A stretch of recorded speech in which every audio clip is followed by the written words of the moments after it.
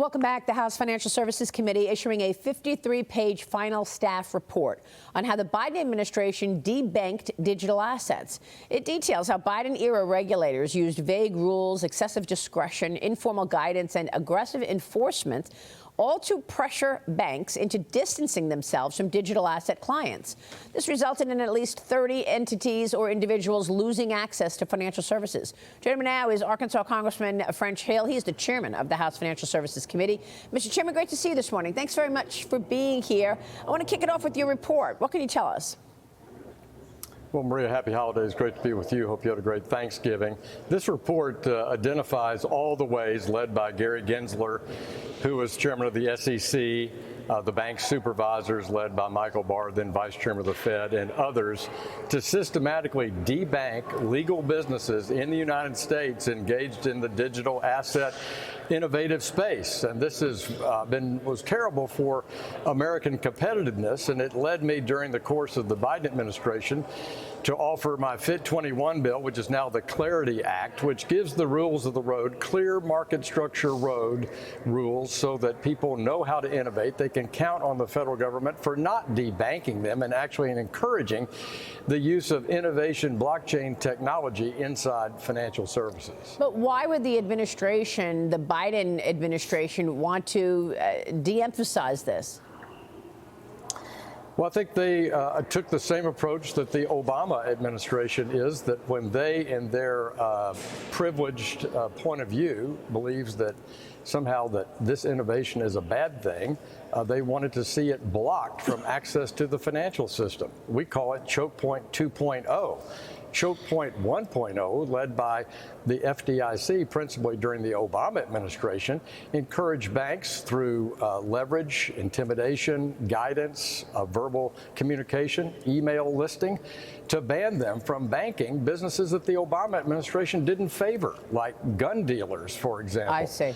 And this is wrong when the federal government uses its authority to tell a private entity they can or cannot do business with someone just because of their a belief system that, you know, doing business with a gun dealer is bad, doing business with an energy producer is bad because of the climate. Well, that's a very good point, and it's obviously not what any of the voters or audience wants to see. They want to have their options open. Of course, it's a new day at the Securities and Exchange Commission with Paul Atkins at the chairman's role. I spoke with him yesterday on the floor of the New York Stock Exchange about now a new direction, and that is tokenization. Here's what he said. Watch.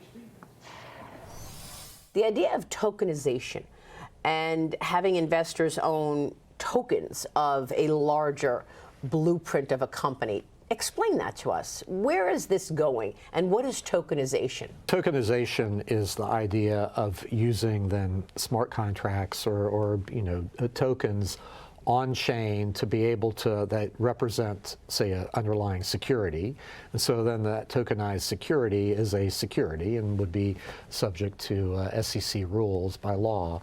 But the idea is that if it's on-chain, on a blockchain, then there's much more transparency as to where it is. Right now, there's a bit of opacity as to who owns what, and where the company usually doesn't even know where its who its shareholders are, and where the shareholders reside, where the shares reside. So tokenization has the benefit of potentially having, instead of T+1 now trade date +1 for clearance and settlement. Do you expect this is where financial services is going? Are the major banks and the brokers out there today moving increasingly toward tokenization? Oh, absolutely. And it's the way the world will be.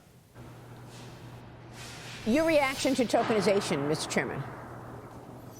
Well, Maria, tokenization has a lot of benefits. The idea of a smart contract would allow people to lower costs, lower agency costs, have more transparency, have settlement time periods that are broader than what we have in the markets today. And that's why you see the attraction to dollar-backed stablecoins for the same reason on a cash-type transaction. But I think the best place for tokenization to start is in low volume, expensive, high agency cost transactions like the 144A debt market, loan participations, some foreign exchange transactions, accounts receivable and payable. These can be programmed in a time frame that doesn't require instantaneous transaction times or instantaneous settlement, but it has all the benefits of the documentation that you get with a smart contract. And yes, I think the big companies and big brokers and clearing agents are experimenting with tokenization and see how it compares to the existing digital system that we have now for settlement. And look, Paul Atkins is doing an excellent job at the SEC. We look forward in the coming days in the House, under Ann Wagner's leadership, our Capital Markets Subcommittee chair, to bring some capital formation bills that will lower the cost of being a public company. He told you in his interview, we have 50% fewer companies that are public in this country than when Paul and I were graduating from school. We need more opportunities for Americans to invest in, more opportunities for employers and employees to build long-term net worth through the public markets, and we're committed to being his partner here in the House Financial Services Committee. There's also a totally new environment for the banks with Paul Atkins in charge. I mean, you had that testimony this week from House Financial Services Fed Chair in your committee, the Fed Chair Mickey Bowman, Comptroller Jonathan Gould, and Acting FDIC Chair Travis Hill. What did you take away from that hearing?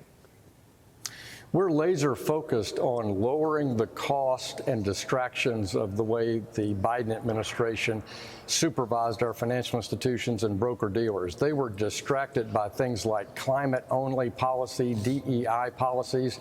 And we heard from Mickey Bowman, our new Vice Chairman of the Federal Reserve, that our bank supervisors are focused on safety and soundness. They're focusing on tailoring their rules based on a company's size, its complexity, its risk.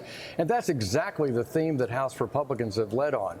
We think that balances the safety and soundness, stability responsibilities of the supervisors with promoting economic growth and capital that we need in our communities for new homes and for new businesses. Real quick before you go, Congressman, will we see any change in the Obamacare subsidies, or will those just expire at year end?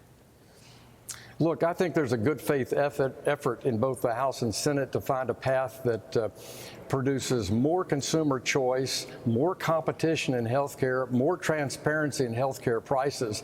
This is something the Congress has struggled with since Obamacare was created back in 2010, and we're going to keep in that fight for more transparency and more affordability for our families. All right, Congressman, we'll be watching your work, of course. Great Thanks very much for being here. Thanks, Good to see you. French Hill.